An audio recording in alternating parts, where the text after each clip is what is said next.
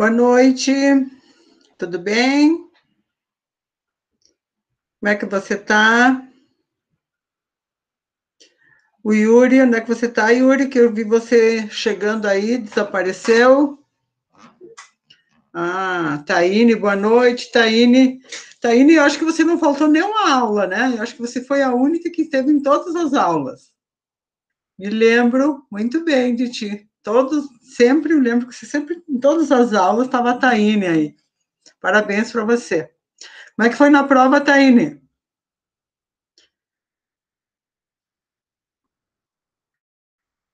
Ah, foi bem? O Yuri tá aí. O que que você falou, Yuri, que agora já desapareceu aqui da minha tela? Deixa eu ver.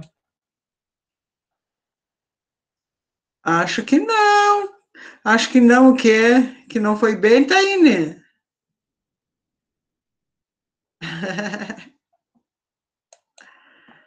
Como é que foram da aula de semana passada, terça passada? Chegou agora, Yuri? Cheguei agora, comecei a aula agora, tá começando agora. Antes estava passando aquele vídeo institucional. Semana passada, você não faltou, Taine? Eu acho que você não faltou nunca, que eu me lembro, você nunca faltou. Ou estou enganado. Vocês já fizeram as provas? Oh my God. Fala, Yuri e Taine, é com vocês dois hoje. A aula é com vocês, tá? Vou deixar vocês darem a aula hoje.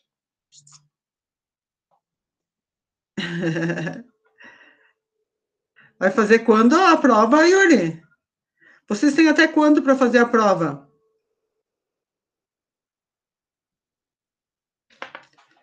Até quando vocês têm para fazer a prova? Até o dia 14. Ah, muito bem. Por isso que eu vi que tem gente que não fez a prova. Digo, mas o que será que houve que não fizeram a prova? Porque eu consigo ver quem fez a prova, quem não fez, né? Daí eu vi que não tinha prova, não tinham feito, achei que tinham desistido da matéria. O que será que houve? Bom, semana passada a gente não teve aula, em função de que eu acho que vocês ali em Lages também não tinha energia, não tinha internet, não tinha telefone, não tinha nada, né? Aí essa aula de hoje é a nossa última aula do semestre, e aí depois vocês terão as provas até o dia 14, segundo vocês estão falando ali, né? A prova até o dia 14. Eu não sabia até que dia vocês poderiam fazer a prova. Mas pelos aqueles que fizeram, eu já vi que teve provas boas, muito boas. Os artigos de vocês teve alguns bons também, outros nem tanto, mas teve alguns bons. Teve uns que eu devolvi, que eu pedi a correção, ficaram bem bons, tá? Então, eu fiquei satisfeita com o trabalho de vocês. Mas eu só não fico satisfeita porque vocês não participam da aula, vocês não compartilham, não falam comigo, daí eu fico chateada. Por exemplo, tem a Taine e o Yuri e vocês não falam, não me dizem nada. Aí vocês não precisam aparecer na câmera, né? Só deixa o microfone ligado, que daí a gente pode só conversar, ok? Eu pergunto para vocês, da última palestra que vocês assistiram, o que vocês acharam sobre ética na profissão do contador? Quem não assistiu aquele dia deve ter assistido o vídeo, a aula. Me digam alguma coisa. Enquanto vocês não falarem, eu vou ficar tomando água.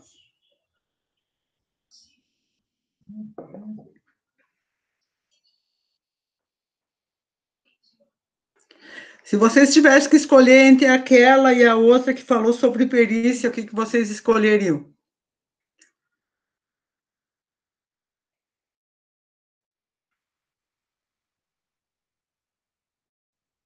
A última?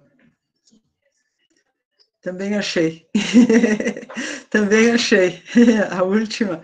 A Ine, Yuri, a última. A outra, quem que colocou a outra, não? Não gostaram da outra? Não? Ou é que eu não tô. Deixa eu colocar aqui para ver o que vocês comentaram. A Taine foi bem boa, bem interessante, bem interessante.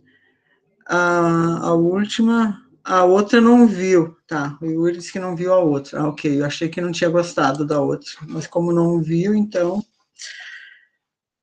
Tá. Eu vou compartilhar a tela, só que agora eu não vejo mais vocês escrevendo, vocês precisam me dizer se vocês estão enxergando ou não.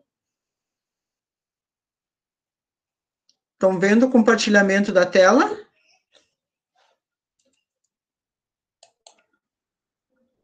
Sim?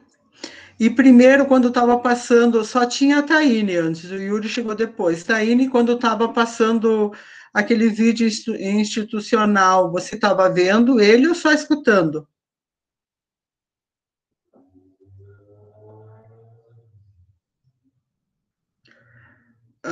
Só vendo, não escutava, então? Só vendo?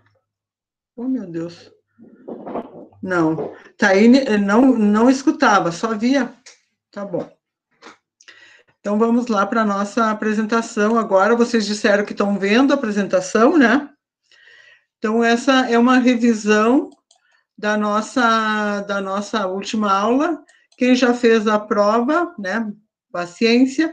Então, aqui eu tenho um apanhado de tudo que a gente teve até agora, né? Porque na prova final caiu um pouquinho de cada assunto. Então, tem um geralzão mesmo. Claro que não vai ser tão aprofundado cada assunto, é só mesmo uma revisão para vocês. E aí, aqueles que vai estar disponível daí amanhã, né? Assim que eu conseguir terminar de baixar o vídeo, eu já disponibilizo para vocês. Mas então é um resumo. Quem assistir essa aula, com certeza vai ter uma questão de cada um assunto desses, de certeza tem na prova, certo? Então, nós vamos começar falando da profissão de perito, né? Então, aqui diz que para ser perito é um longo caminho, e por vezes a gente acha que ser perito dá bastante dinheiro. Dá dinheiro.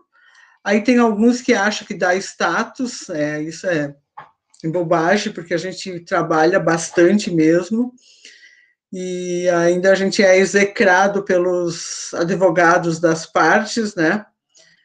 E a gente tem que ficar quietinho, a gente olha, faz de conta que não entendeu. Então, não vejo que seja status. Eu acho que é mais uma questão assim mesmo, é uma opção que a gente faz na profissão da gente, de gostar mais de uma área de contábil ou não. Então, eu não vejo que seja status. Né? É uma profissão como qualquer outra que você gosta de fazer, como na contabilidade. Tem quantas disciplinas vocês tiveram na contabilidade, e com certeza cada um de vocês tem afinidade maior com uma ou com outra disciplina. Agora, se vocês me disserem que não tem afinidade com nenhuma, daí fica difícil, daí vocês não vão ser contadores, tá? Mas sempre vai ter uma disciplina que vocês têm afinidade ou não. Então, eu, por exemplo, faço perícia contábil porque adoro essa área, gosto muito de cálculo, gosto muito de ficar esmiuçando detalhes, eu gosto de verificar, de ler, eu gosto bastante de ler, gosto de tentar entender o que está acontecendo por trás do papel e de buscar o que a contabilidade te favorece, né? Então, quando nós somos peritos contábeis, a gente faz como é que eu vou dizer, um detalhamento em cima da contabilidade, e aí a gente começa a fazer perícia e tu começa a buscar e encontrar dados dentro da contabilidade que, por vezes, pode passar despercebido, né? Então, não vou entrar em alguns detalhes, assim, porque é uma questão ética que a gente não fala, não pode falar, inclusive, mas às vezes as pessoas começam a dizer que não tinham bens num determinado período, e aí você vai ver, pede uma declaração de imposto de renda, e aí a gente começa juntando as informações, né? Junta informações de imposto de renda, junta informações bancárias, junta informações de processos, junta informações do livro caixa, junta informações da contabilidade, tem uma série de itens que a gente vai juntando. Então, é uma opção, realmente, ou você gosta de fazer isso ou não gosta. Mas a questão de dinheiro, quando a gente tem um determinado tempo que trabalha na perícia, e o juiz pode gostar do trabalho da gente, eles vão dar processos bons. Quando eu digo processos bons, são processos que não são aqueles de 200, 300, 400 reais, que a gente trabalha 15, 20 dias por 400 reais. Aí eles te dão aqueles que são 4, 5, 6 mil, que tu leva o mesmo tempo de fazer aqueles de 400. Mas até chegar neste valor, tem que ralar uns quantos anos, tá? Um bom tempo para chegar aí e fazer um bom trabalho. Senão, e quando a gente começa, a gente vai pegando todos os processos que os outros peritos não querem, que não acham interessante, que não é. Então, a profissão do perito, né, realmente é uma profissão, tem que gostar e tem que encarar desafios, porque cada virada de página de um processo é um desafio. Então, isso que eu tenho para dizer para vocês, né? Então, o que é importante aqui? Vocês já estão lá na 7ª fase, e é o momento que vocês têm, isso aqui é o que eu estou deixando para vocês, é o momento que vocês têm para definir qual linha vocês vão entrar e efetivamente vai ser a profissão de vocês. Agora, se vocês me disserem, professora, ainda não sei qual é o caminho, eu sinto bastante em dizer para vocês que é um pouco complicado. Então, com certeza, quando vocês chegaram aqui, vocês já sabem qual é a área que vocês vão querer trabalhar, qual é a área que vocês vão fazer o TCC, ou já fizeram o projeto, me parece que vocês já fizeram o projeto, né? Então, é o momento, vocês estão numa parte do curso, ou vocês escolhem o que vocês querem, ou vocês vão ser profissionais frustrados, tá? Então, neste momento, é o que vocês vão escolher. E a área de contabilidade é uma área que tem uma abrangência muito grande, tem muitos assuntos para trabalhar na contabilidade, e que vocês não precisam dominar todos os assuntos, e ninguém consegue dominar todos os assuntos. É impossível dizer que você domina tudo. E também é impossível você dizer que uma pessoa sabe, que é o suprassumo do conhecimento. Às vezes, vocês têm muito mais conhecimento que um professor em algumas áreas. Então, assim, não dá para a gente dizer que a gente domina o conhecimento. Eu posso dominar uma parte do conhecimento e vocês podem dominar outra. Então, cada um domina uma área de conhecimento, tá? E ninguém sabe mais que ninguém. A gente está aqui para um aprender com o outro. E se alguém disser que sabe tudo, está mentindo. A gente não tem como saber tudo. Porque, por exemplo, a gente pode deitar hoje de noite, acha que sabe todas as notícias do dia e as novidades que tem em formas tributárias, em forma contábil, formas periciais, em leis. Quando a gente acorda, amanhã vai ler, e a gente vê que tem uma série de coisas que a gente não leu, que não viu e que não tem como saber. E isso é para todos, não é só para a nossa profissão. Tá? Então, como sua intenção, aqui tem as formas, né, de financiamento que a gente está aqui, isso aqui foi a mensagem que eu deixei para vocês, e quando a gente vai fazer um financiamento, geralmente, a gente chega numa instituição financeira, a gente tem um sistema saque ou sistema price, ou ainda o sistema misto. O sistema misto não é muito usado nas instituições financeiras, não é muito usual. Quando que a gente vai usar o sistema misto? Se numa perícia vocês forem fazer e que tem uma divergência muito grande de cálculos e uma discussão ali muito acirrada entre as partes, né? Então, vocês poderão oferecer às partes uma terceira opção de cálculo, que é o sistema misto. Então, vocês vão fazer o price, vão fazer o saque e vão fazer o sistema misto, que é uma terceira opção. Eu não vou ganhar nada mais com isso. Tudo bem, pode não ganhar, mas pode também o processo não voltar, porque você fez uma terceira opção, você fez a opção para as partes verificarem e analisarem. O que é o sistema misto, né? Depois adiante a gente já vai ver, mas é um que a gente tem que juntar os dois. Primeiro tem que calcular o price ou o saque, indiferente qual é a ordem deles, e depois você vai somar as parcelas dos dois e dividir. E aí vai fazer a média. E isso vai fazer a média do juro, vai fazer a média do saldo devedor, vai fazer a média da amortização, né? Então, tudo é média. Isso é uma média, isso é um terceiro cálculo.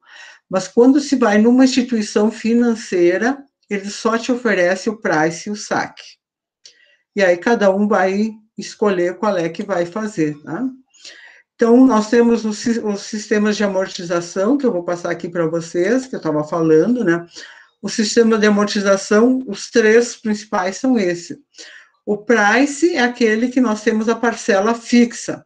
Todo mês a parcela é igual. O que vai mudar é a amortização. Já o saque, aqui à nossa direita, tem a amortização que é fixa. O que vai variar é a parcela. Bom, qual dos dois que é melhor? Não sei, depende do que for fazer, né? Depende de qual é o tipo de financiamento, depende de como tá as tuas finanças, e aí vocês vão ter que sentar junto à instituição, se vocês estão pedindo alguma coisa, e ver, eu prefiro parcelas fixas, eu prefiro a amortização fixa, depende de cada um de vocês, o que vocês vão querer fazer. Já a terceira opção é uma média aritmética entre o price e o saque, quando isso para vocês. Então, eu vou calcular a parcela do price é fixa, já aqui no saque a parcela, ela não é fixa, ela é variável. Então, eu somo as duas, a parcela do price e a parcela do saque, e tenho a média aritmética. Aí depois eu faço a mesma coisa com a amortização do saque e a amortização do price. Eu tenho a média. O juro, a taxa não, porque as taxas vão ser iguais, tá? Eu tenho o juro do saque e o juro do price. Eu somo os dois, divido e faço a média. Então, essa aqui é uma terceira opção. Então, esses são os sistemas de amortização. Se cair na prova isso e pedir para assinalar o correto ou o errado, vocês sabem que os três sistemas de amortização são esses aqui: o price, o SAM e o SAC. Tá? Então, o price, né, o plano prevê a amortização de uma dívida a partir de prestações periódicas iguais e suscetíveis, dentro de um conceito de termos vencidos. A prestação é composta por duas parcelas, amortização mais o juro, amortização e juro, o sistema price. Já, eu me lembro que eu falei para vocês também, né, o cálculo do valor da prestação. Este daqui, ele é bem chatinho para fazer, tá? Esse cálculo, ele é bem enjoadinho, não é difícil, mas ele é cheio de detalhes aqui, tá? Porque a gente trabalha com exponencial. Quando eu dou a prova para vocês, para evitar esses dissabores e tal, eu já sempre dou a parcela pronta. Eu faço a parcela para vocês, né, seja ela a fixa, no caso do sistema price, a parcela é fixa, eu já faço ela. E na amortização, a parcela é fixa, eu também já deixo ela, ao qual vocês já vão trabalhar com ela pronta para evitar que, se fizer um erro aqui nessa planilha, nessa fórmula, erra o cálculo inteiro. Foi no semestre passado, se eu não me engano, retrasado, eu tive um aluno eu tive 10 alunos que tiraram 0 na prova. Eles erraram todo esse cálculo aqui, aí, por sua vez, erraram toda a planilha. Então, e eles sabiam fazer a planilha depois, né, fazer todos os cálculos direitinho. Mas se perderam, deu erro aqui, erraram tudo. Então, depois daquilo, eu já dou a parcela pronta para evitar esse contratempo. Já o sistema de amortização, o SAC, né, o sistema de amortização constante, o que é igual. Amortização são todos iguais, né? O sistema consiste na amortização de uma dívida através de prestações periódicas. Todo mês eu sei que eu vou amortizar tanto, mas eu não sei quanto que vai dar de juro, por sua vez eu não sei quanto que vai dar a minha parcela, tá? Então, por isso que muitas vezes as pessoas preferem já pagar uma parcela fixa que sabe que tem aquilo lá, e a amortização, a parcela é menor, mas não sabe quanto que vai dar o juro, tá?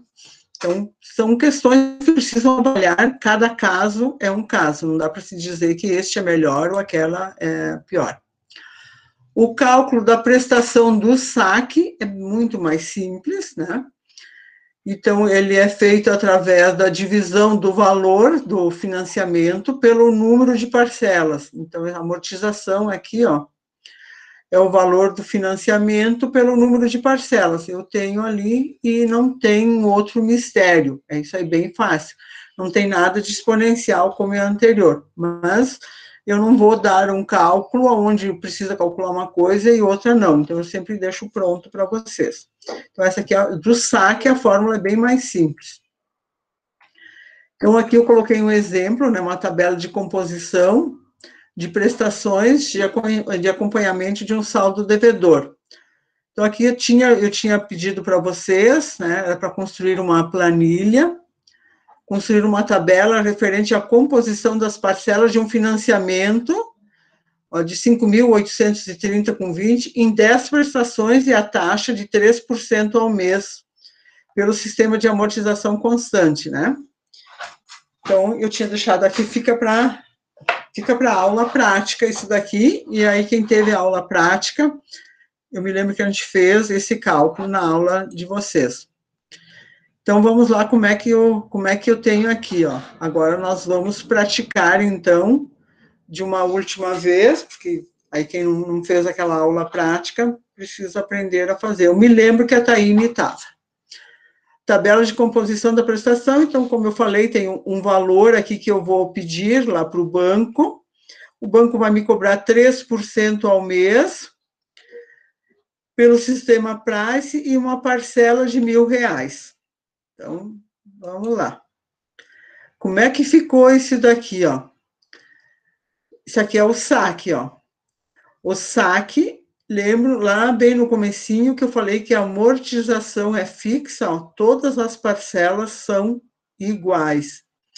Este daqui é aquele cálculo simplesinho. Eu pego este valor aqui, que eu preciso, divido por 10, e eu vou ter amortização constante aqui, ó. Os 10 meses, a amortização é igual. O que vai variar a minha prestação, os meus juros, em função do meu saldo devedor. Então, como é que é feito isso? Ó, eu vou fazer um cálculo de passo a passo. Este valor aqui, eu já tenho amortização. Se eu aplicar 3% em cima de 8.530,20, eu vou encontrar um juro de 255. Então, eu já sei que a minha amortização é fixa, 853. Eu encontrei um juro de 255. Então, esses dois aqui, ó, o juro e a amortização, vai me dar 1.108,93. Tá? Agora, os meus 8.530,20, menos a minha amortização, aqui eu vou ter um saldo de 7.500. Eu até vou fazer 8.530,20 menos 853,02. Eu vou ter um saldo restante aqui, meu saldo devedor, de 7.677,18. Em cima deste saldo aqui, eu vou aplicar 3%.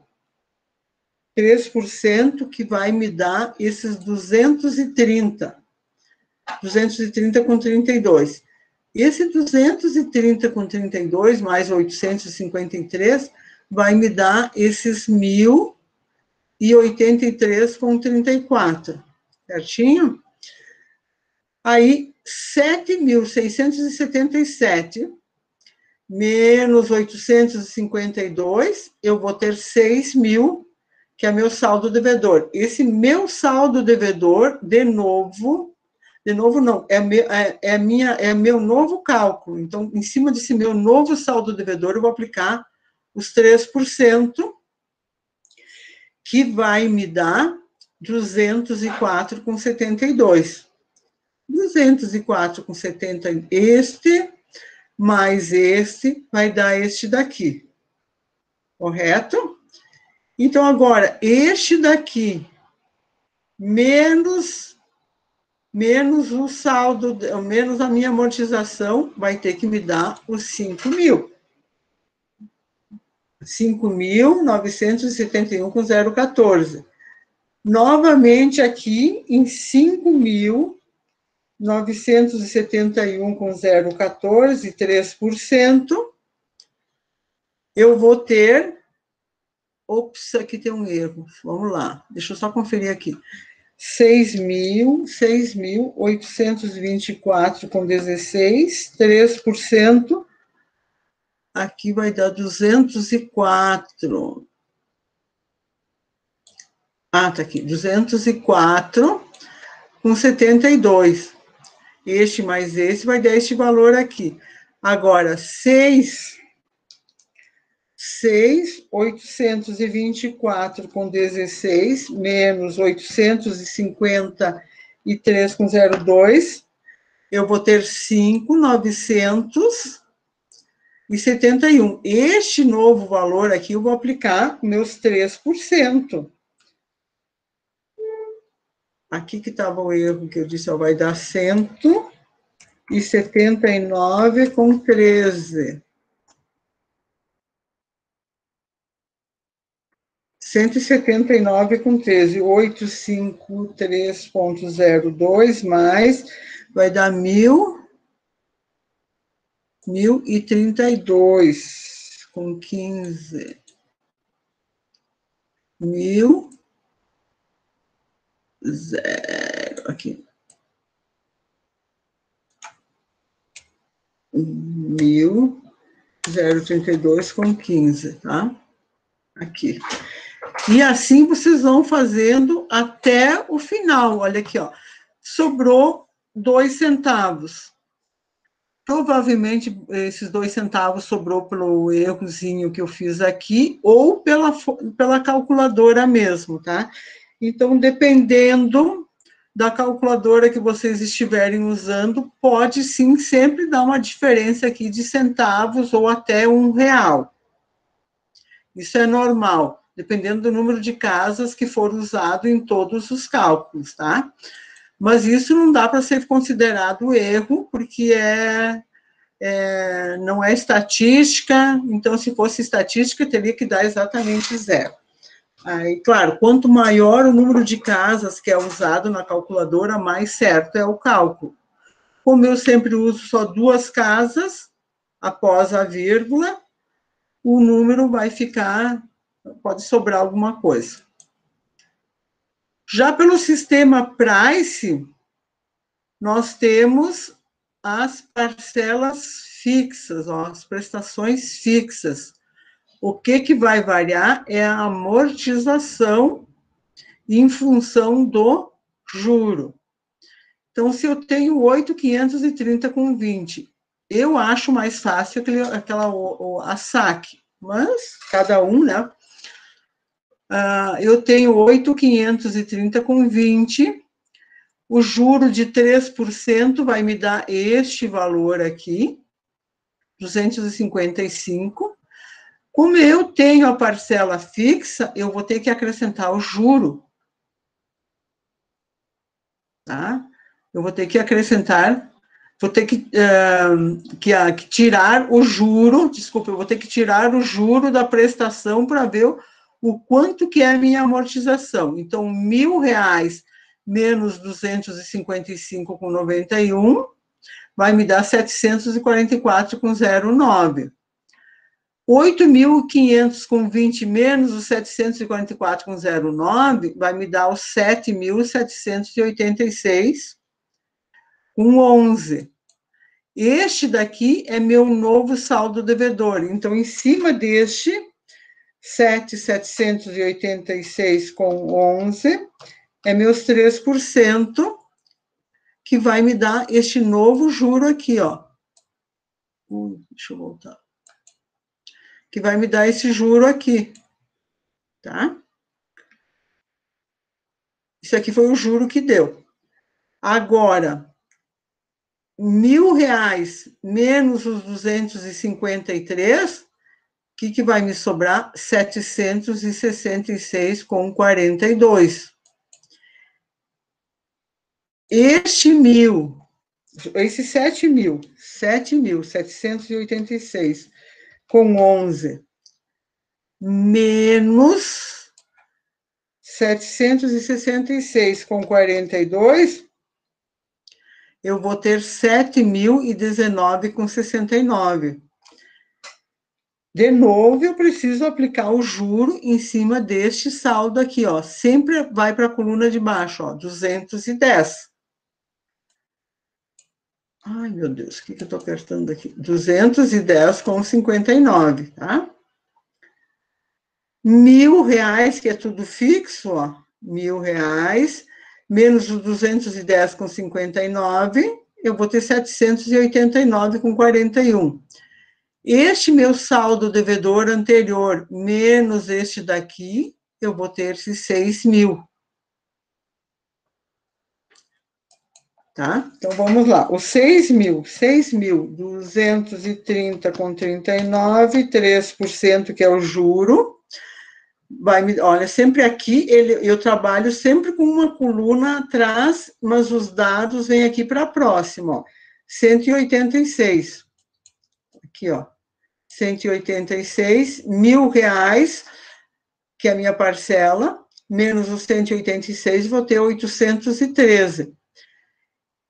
Aqui, se isso daqui eu calculei o juro para essa coluna, agora eu tenho que saber qual é meu próximo saldo devedor. Então, 6.230 menos os 813, eu vou ter este saldo devedor. Aqui, essa minha coluna vai me dar base para aqui, ó, para essa nova coluna.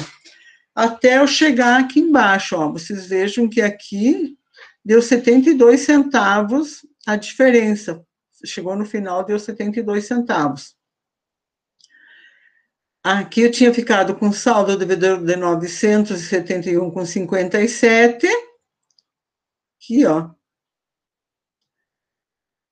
942, deu esse valor. Aqui, ó, 970,85, menos este saldo devedor aqui, ó, que eu sempre tenho que trabalhar a coluna passada com o anterior, né?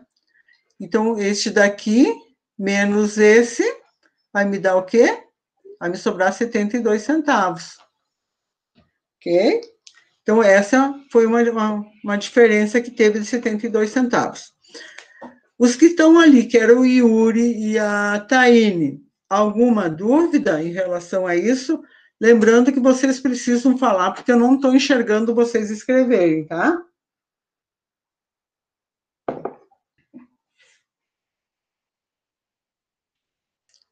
Yuri. Taine? Não estão aí?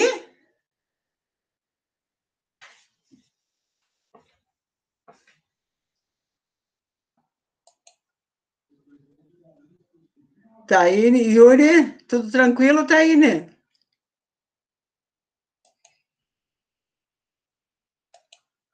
Tudo certo, tá bom. Então, voltamos à nossa apresentação. Eu tenho uma curiosidade, por que vocês não falam?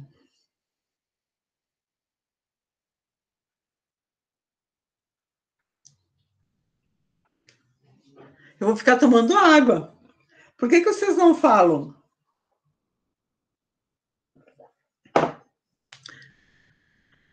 É só na minha disciplina que vocês não falam ou de todos os outros professores? Os outros professores me disseram que vocês falam com eles.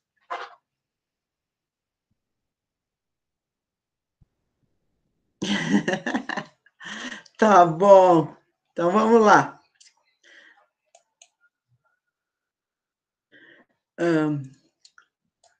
Então me diga ali, pode escrever ali que eu baixei a tela. Você tá tudo tranquilo essa parte para vocês? Ou se querem fazer alguma pergunta aqui, já aproveita e façam. Sim, tudo tranquilo, Taine? Ai, que ótimo. Yuri também? O Yuri vai fazer a prova essa semana. E a Taine já fez, Taine?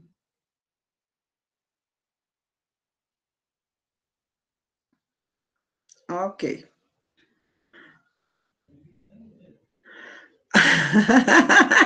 Tu estava fazendo a prova, Yuri? Fez agora a prova? Oh, my God. Claro. Tá bom. Então, estava usando a aula para fazer a prova. Então, aqui eu tinha proposto uma atividade prática para vocês, né? Ao qual vocês deveriam fazer uma planilha, fazendo as duas tabelas, né? Tanto o price quanto o saque. Não vou castigar vocês, já que vocês até já fizeram a prova, mas fica para a atividade de vocês mais adiante, se um dia querem fazer, ao menos tem ali para vocês fazerem, né? Então, eu tinha feito, necessita fazer um empréstimo de 9 mil, a taxa de juros de 3% ao mês.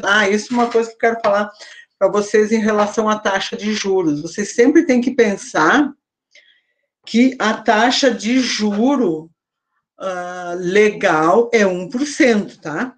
Sempre é 1%. Aqui eu coloquei a taxa de juros ao mês, 3%, e isso que acontece, por isso que acontecem os cálculos periciais, porque existe uma taxa de juro que eles dizem que é feito, os bancos cobram, só que dentro dessa taxa de juros, eles já embutem despesas administrativas e outras taxas mais, né? E aí eles dizem que é uma taxa de juros somente. E aí que dá as questões judiciais. Porque as pessoas não concordam em pagar 3% ao mês, ou 4%, 1,9%, coisas parecidas, assim, né? Então, quando chegar para vocês fazerem perícia, e claro que o juiz, às vezes tem juiz que diz taxa de juro legal 1%, mas tem alguns juízes que só diz assim, cobrar juros legais. E aí você vai devolver um processo porque você não sabe o que é juro legal? Não dá, né? Então, juro legal é 1% ao mês, sempre. Então, o juiz pode dizer, tira as taxas de juros, tira as taxas administrativas e tal, mas daqui a pouco as taxas administrativas não estão separadas. 1% de taxa administrativa, 3% de taxa de juros, 0,5% de taxa de administração, alguma coisa. Aí o juiz pode mandar escolher, ou ele pode dizer, permanece a taxa de administração, que é um serviço do banco, é um serviço que o banco cobra para administrar isso, e retira-se o juro, por exemplo, aqui de 3%, e cobrar somente juros legais.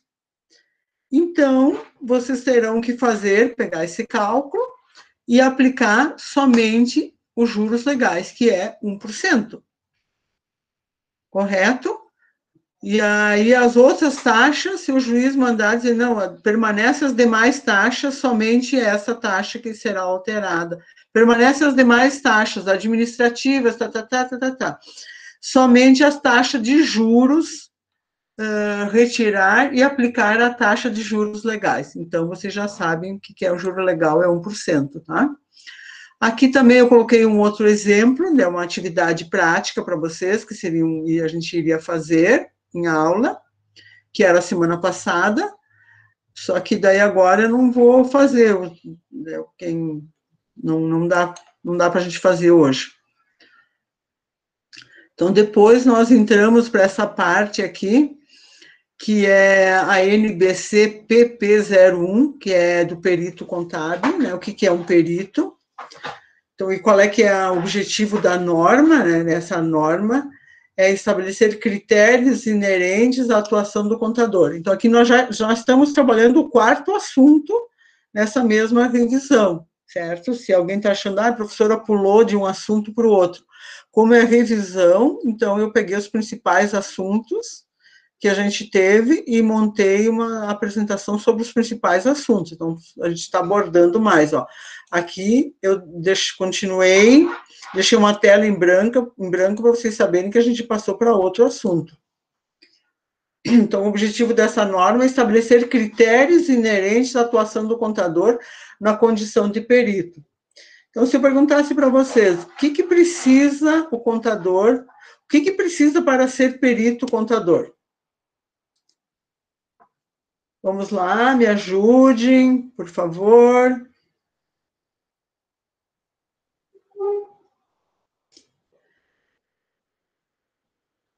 Ninguém vai falar, estão sem microfone, ok. Então, o perito, né, ele precisa estar registrado no Conselho Regional de Contabilidade, precisa ser formado em ciências contábeis, precisa ser registrado no Conselho, primeiro, para ser perito, precisa ser contador, porque quando vocês se formam em contabilidade, são bacharéis em ciências contábeis. Não é obrigatório ser contador, vocês são bacharéis em ciências contábeis. O contador é aquele que faz a prova do conselho, faz a sua carteirinha, trabalha.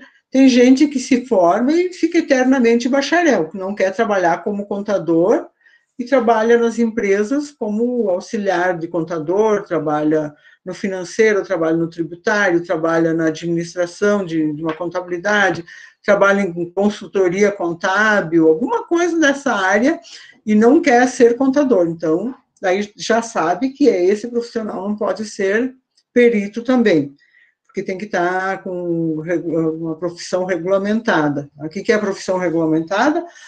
Fazer as provas do conselho, passar, ter a sua carteirinha, a sua carteira, né, o seu documento, onde conste todos os seus dados. Hoje já tem a carteira digital também. Ser ético, não ter processos crime ou processos falimentares. Isso são os pré-requisitos para ser contador.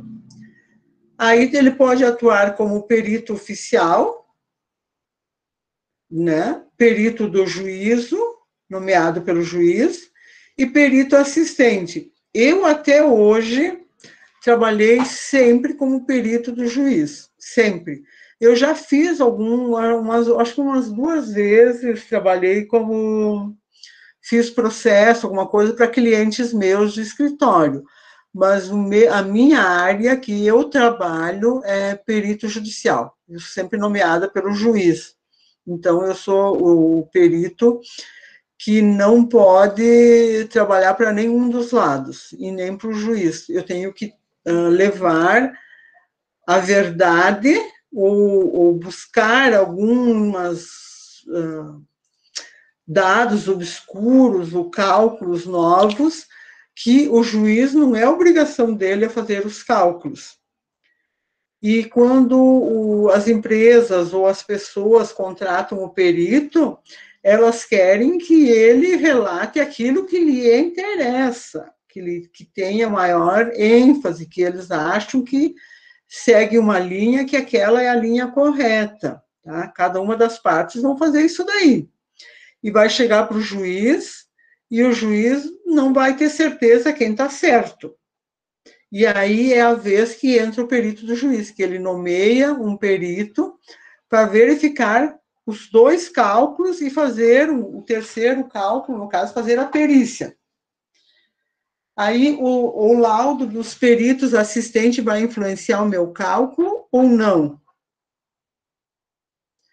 Eu nem olho os cálculos dos peritos assistentes, porque eu tenho que atender o que o juiz está pedindo que seja calculado. Agora, se tem um perito assistente que uma das partes pede para o perito assistente acompanhar o perito do juiz, eu não posso fazer a perícia sem o perito assistente estar participando do processo. O que é participando do processo? Acompanhando, fazer todos os cálculos. Aí a gente, geralmente não, eu sempre, como eu sou perita do juiz, eu aviso o perito que do dia tal ao dia tal eu vou estar fazendo o processo, e daí a gente agenda um horário e a gente trabalha junto. Agora, por exemplo, eu estou fazendo um processo agora que o perito é de São Paulo. Ele não vai vir de São Paulo até aqui para acompanhar o processo. A gente conversa várias vezes, por telefone, por videoconferência, aí a gente discute, troca ideias, a gente vai trabalhando dessa forma. Não por causa da pandemia. Antes também já tinha, esse processo já estava antes da pandemia, que estava andando, e quando eu estava prestes a entregar ele para concluir, deu a pandemia, eu não consegui mais entregar o processo. E aí, ontem mesmo, a gente trabalhou um pouco nele, a gente tinha algumas dúvidas, eu chamei ele, e a gente fez uma videoconferência, conversamos, analisamos, né? Não concluímos o processo. Mas não é sempre que uma das partes pede para o perito assistente acompanhar o perito do juiz. Às vezes eles pedem. E se por ironia do destino, já me aconteceu, eu não olhar, não perceber que uma das partes pediu que o perito assistente acompanhasse o processo, eles pediram a anulação do meu cálculo. E o juiz concedeu, porque eles tinham pedido que o perito assistente deveria acompanhar eu fazer o cálculo. E eu reconheci o erro, né, fiz um documento, reconheci o erro, que eu não tinha lido na parte onde eles estavam pedindo para o perito assistente participar de todo o cálculo. Então, é um detalhe. Depois daquela, eu sempre dou uma olhada, verifico, não olho os cálculos, mas leio, ver se tem alguma coisa. Quando eles indicam o perito e colocam o telefone, eu coloco o e-mail, tudo, eu já faço contato. E quando eu não consigo contato com o perito, porque às vezes aquele telefone que o perito deixou, ele pode ter trocado, que eles pegam nos tribunais, pode ter trocado o telefone e não ser mais aquele. Aí eu entro em contato com com a parte, né, com o advogado, e eu digo, olha, eu não estou localizando o teu perito assistente, eu preciso que você me localize ele. Então, eles localizam, para a gente poder continuar o processo. Tá, então, o código, e aplica-se ao perito o Código de Ética Profissional do contador, a NBCPG sem aplicação geral dos profissionais de contabilidade, que foi prorrogado agora para 2021, que todos nós, contadores, deveríamos ter uma quantidade de horas feitas especificamente em cima dessa lei. É um curso que tem que ser feito, né, de quase 90 horas, e foi prorrogado. Ainda bem, porque senão ia ser complicado para a gente fazer. E isso é um pré-requisito para a gente poder trabalhar. Então, essa lei também, contadores que prestam serviços, contadores externos, naqueles processos que não abordam esta norma. Então, a NBC-PG 200 é para contadores que prestam serviços, contadores externos, daqueles aspectos não abordados por esta norma. Então, foi o que eu falei. Não são peritos judiciais. Pode ter alguém queira trabalhar somente como perito e não queira trabalhar para o judiciário. pode montar um escritório só para se especializar em fazer determinado tipo de cálculo, mas não trabalha para o judiciário, trabalha só para as partes. O que é para as partes? Uma pessoa vai lá e pede para você fazer um cálculo e você calcula isso daí.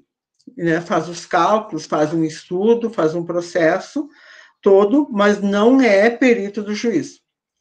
O perito deve comprovar sua habilitação, como eu falei antes, né, como perito em contabilidade, por intermédio da certidão de regularidade profissional. E aí, essa certidão é emitida pelos conselhos regionais de contabilidade.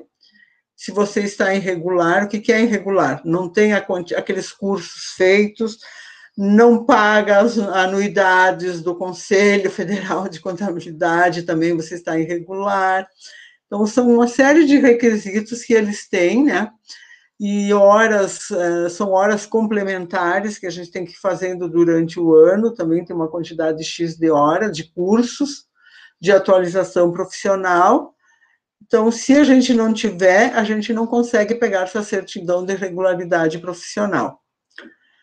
Indicação ou contratação de perito assistente, né? Quando que ela ocorre? Quando a parte ou a contratante desejar ser assistida por um contador ou comprovar algo que depende de conhecimento técnico científico.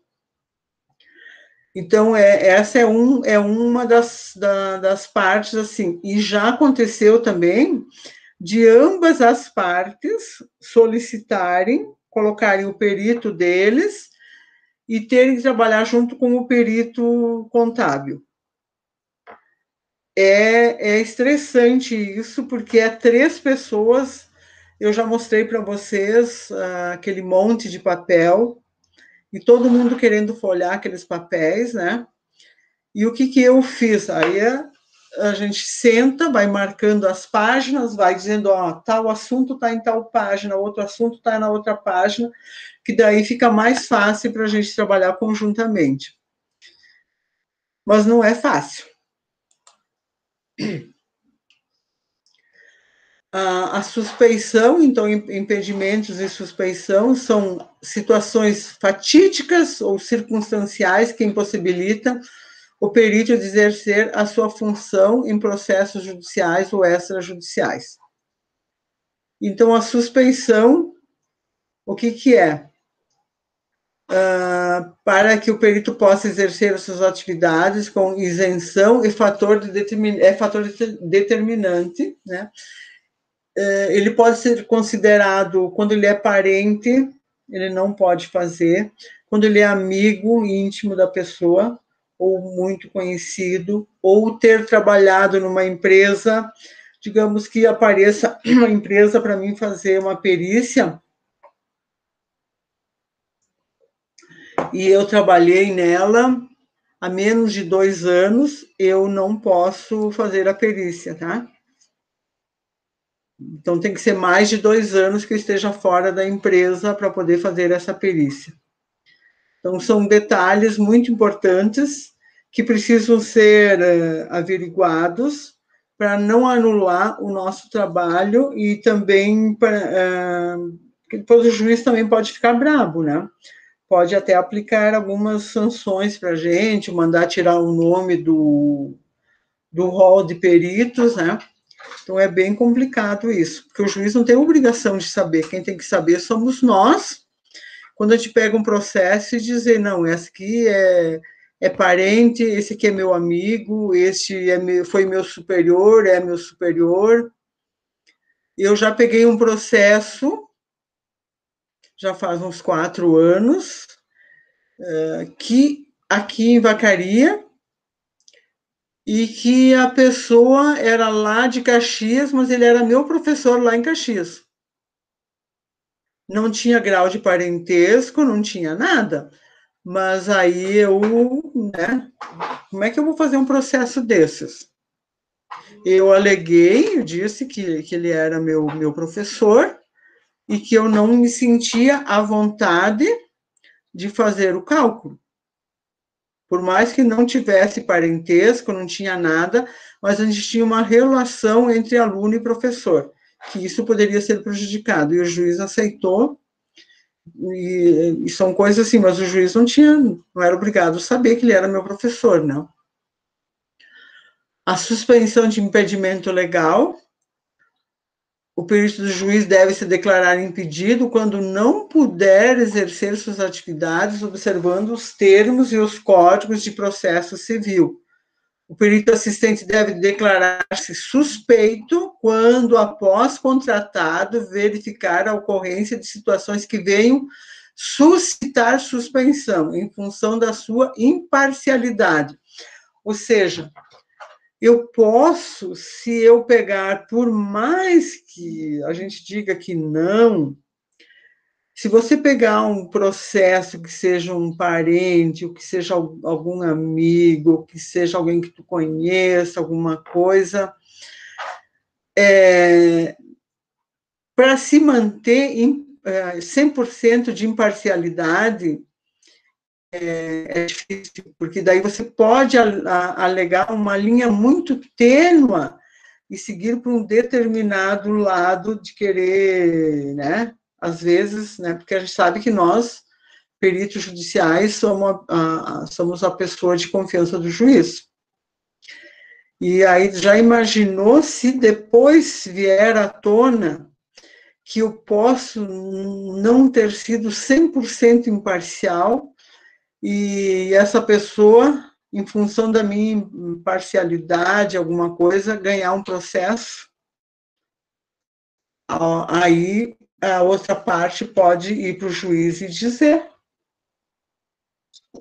provando que eu, de certeza, não fui imparcial pelo grau de intimidade, de amizade, de uma série de outros fatores, né?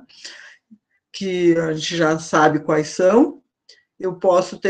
O juiz pode ter tomado uma decisão e ter prejudicado a outra parte. Aí sim, daí se acontecer isso, esqueça que não vai ser tão fácil a pessoa voltar a fazer parte do rol de peritos do juiz. Então, aqui, como eu falei, ser amigo íntimo de qualquer uma das partes, ser inimigo de capital das partes.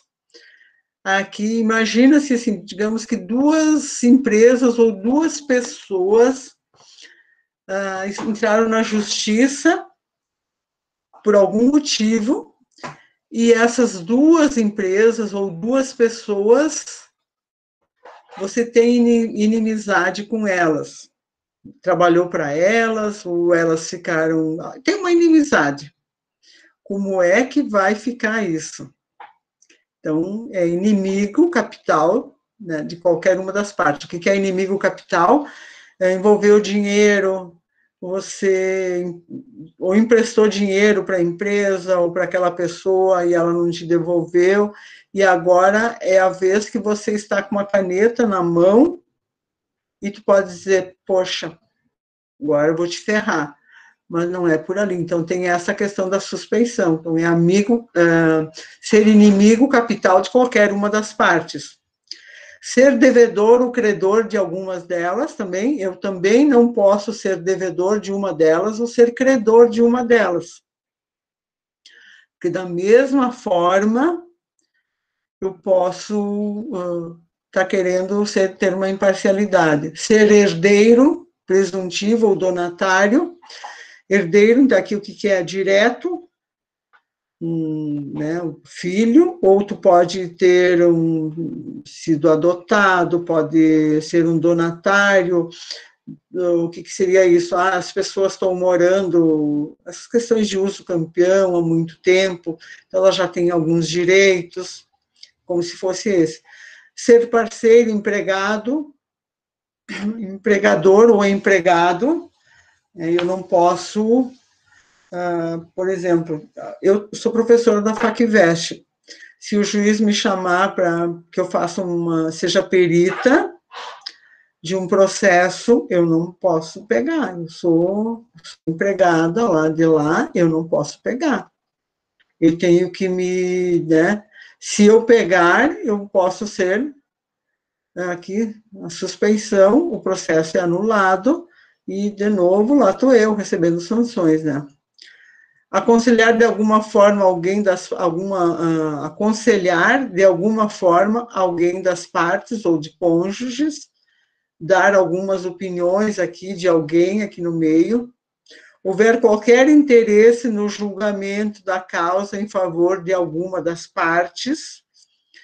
Então, como é que eu vou fazer se eu tenho interesse em qualquer uma delas?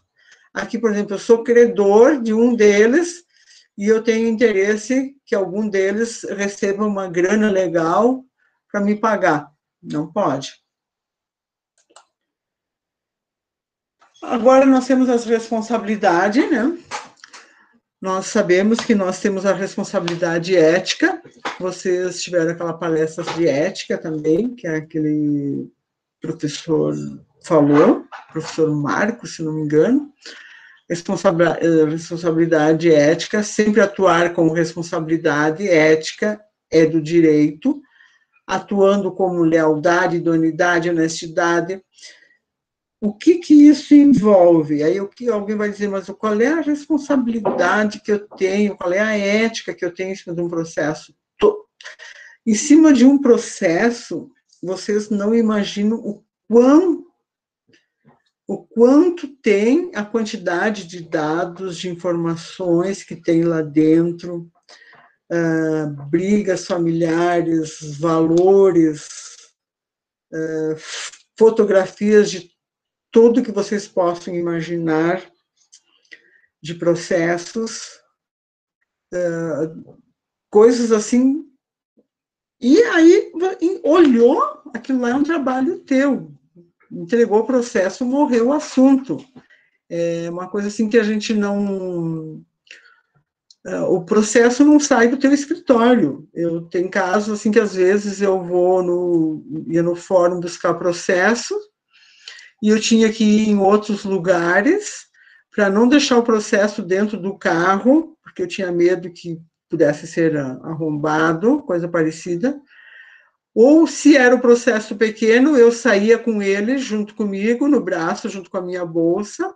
Ou, se era maior, eu vinha, deixava no escritório e depois ia fazer as coisas que eu tinha para fazer na rua. Porque a partir daquele momento, eu morro de medo de um dia perder um processo. E aí, o que eu vou dizer? Imagina que tem gente ali brigando há anos em cima daquele calhamaço de papel, fotos, informações, comprovantes, e a gente perdeu um processo desses, né, ou alguma coisa, vou deixar estragar, ou, né?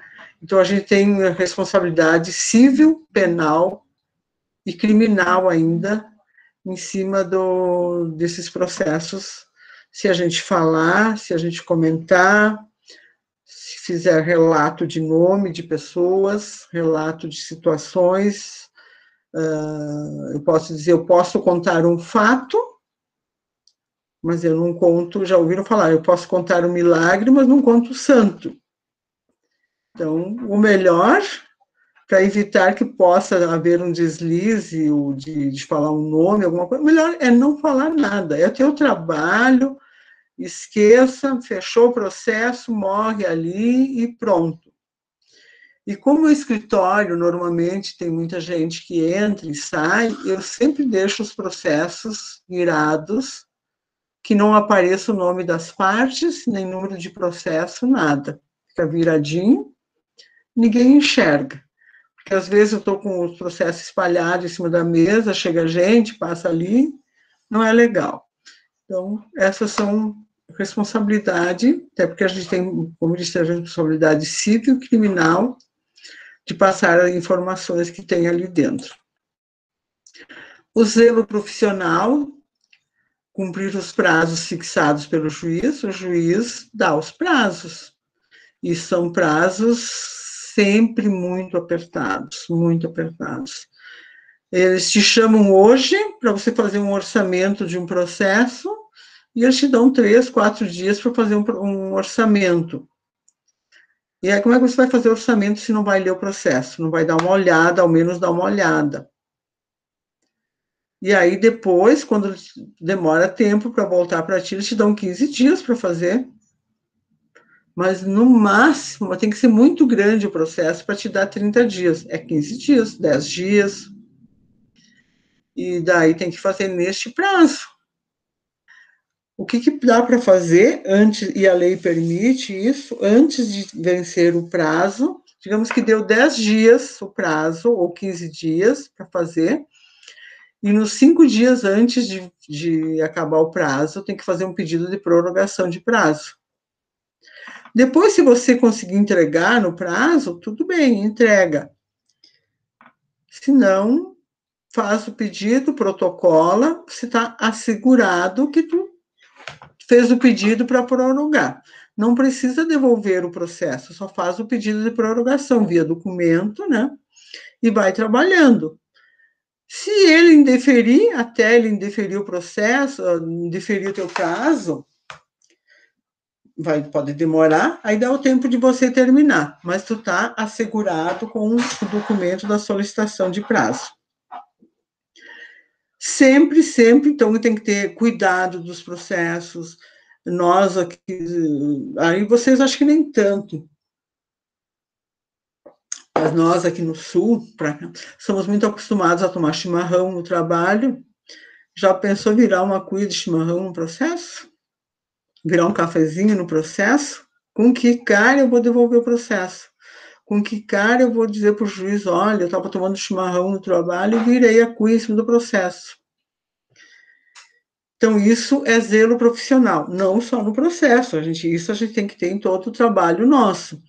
Mas, digamos que no dia a dia, tu vira uma água, um cafezinho numa folha qualquer no escritório, uma coisa. Agora, já pensou virar um cafezinho num contrato social? Uma empresa, num documento oficial? Então, imagina num processo. Fica pior ainda. Deve prestar sempre esclarecimentos, né, quando o juiz pedir, ou as partes pedir. Quando devolve o processo, a gente sempre tem que se colocar à disposição do juiz para futuros esclarecimentos, que às vezes a gente pensou que escreveu tudo, mas como a gente está lendo tanto aquilo, para nós que estamos escrevendo, é tão óbvio aquilo, que a gente acaba esquecendo de botar alguns detalhes, né? Então, a gente sempre tem que dizer, coloco-me à disposição de ambas as partes litigantes para eventuais questionamentos ou dirimir dúvidas. Então, isso é de bom trato, inclusive, fazer isso, né?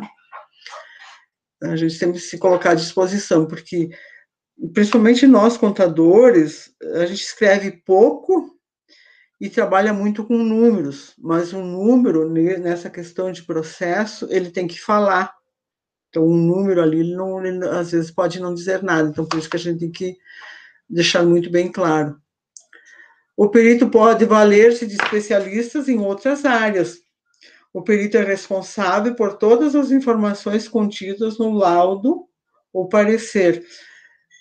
Pode chegar um processo para nós.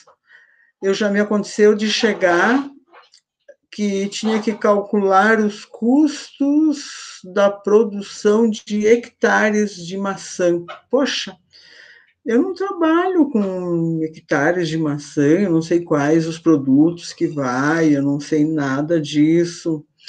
Aí queria saber qual é que era a capacidade produtiva de um hectare de uma região assim, de outra região acolá. Como eu não sei, eu não trabalho na área, aí eu solicitei ao juiz que fosse indicado um perito da parte agrícola, engenheiro agrônomo, engenheiro, né, dessa parte, que também, para eles fazerem um laudo, não pode ser um técnico, tem que ser um engenheiro na parte de agronomia. Então, eu pedi aquilo e o juiz vai solicitar um perito naquela área para que depois eu possa fazer o cálculo.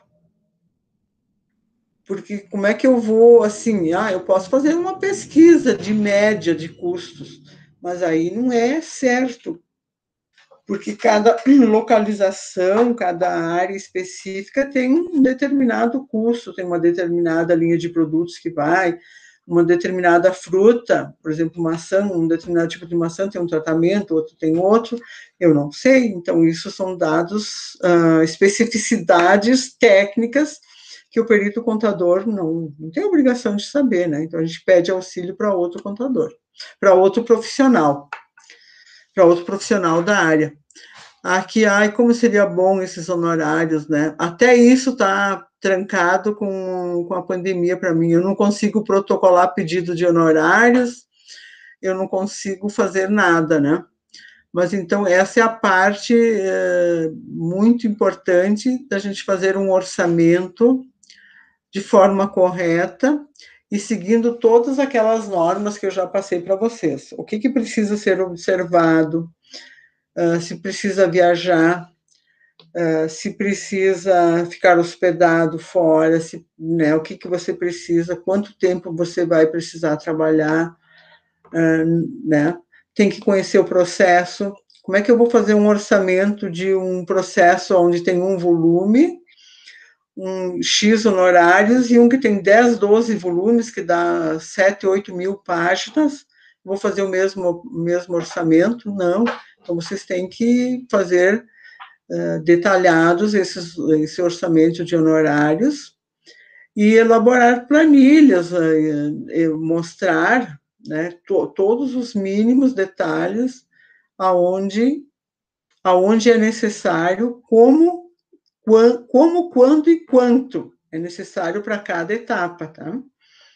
Então, isso é bem importante, essa questão dos honorários. Porque depois que a gente pede um valor X, para a gente voltar atrás e dizer, olha, esses honorários não estão cobrindo nem meus custos. Imagina, tu vai pedir 2 ou 3 mil de um processo ao qual você tem que ir lá para São Joaquim, para não sei aonde, 3, 4 vezes, tem que dormir lá, tem que viajar, tem que, né? Não dá, daí depois não cobre teus custos, né? Então, tudo isso precisa ter conhecimento antes de formar o seu pedido de honorários.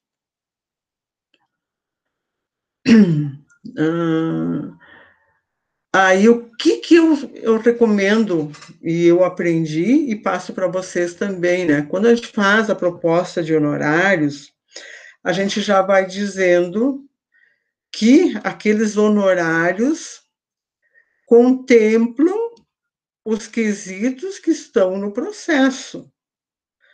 Se houver quesitos suplementares, vai ter uma nova proposta de honorários.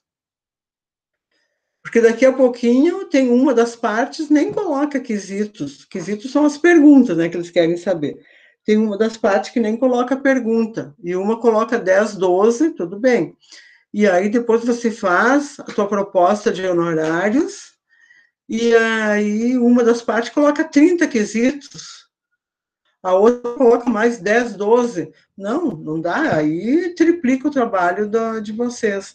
Então, os quesitos suplementares, e aí eles se atêm também, né? Aí vocês também podem fazer uma média e pode dizer, cada quesito vou cobrar tanto. Então, tudo detalhado. Então, isso a gente aprende com o tempo que a gente vai trabalhando. Aí a gente vê, poxa, quando eu fiz o orçamento, tinha 10 quesitos, agora tem 30 de cada uma das partes. Aí não vai dar, né? E os quesitos é onde dá trabalho realmente para a gente fazer. Aqui uma apresentação da proposta, né? Como falei para vocês. Aqui tem a diferença do perito e do assistente técnico também. O que um faz, o que o outro não faz. A estrutura do laudo, do parecer, nós já estamos acabando o nosso tempo, né? O que deve ter a estrutura do laudo, das coisas fundamentais também que eu já passei para vocês, a questão é sempre o laudo tem que ter o nome do juiz, a estrutura dele, que é cada perito vai ter seu modelo preferido para fazer, não existe um modelo oficial. Tem que estar mais à direita, mais à esquerda, como as normas da ABNT, não tem isso. Mas sempre tem uma boa apresentação, né? Então, tu pode criar um formulário teu, né, uma capa de um processo tua, que aquela é a tua cara. Quando chegar lá para o juiz já sabe que aquele modelo de processo, aquele layout que lá é do perito tal. Então, eles já conhecem por isso. Mas aí o que não pode faltar é o nome do perito com o CPF e o CRC, telefone do perito, dados de ambas as partes, tanto da parte do requerido como do requerente, né, que seja das partes, a vara, se da onde é a primeira vara civil, segunda, terceira, quarta, enfim, o que for, tem que estar determinado isso. A data e assinatura e carimbo, todas as folhas precisam ser rubricadas, porque essas folhas podem ser mudadas no processo por qualquer uma das partes. Então, sempre tem que ter a rúbrica em todas elas. Não precisa assinatura, só a rúbrica do perito e na folha final do teu laudo, assinatura com carimbo. E assim eu tenho várias lâminas aqui, que depois vocês vão vendo, todas elas, né? Vocês vão verificando.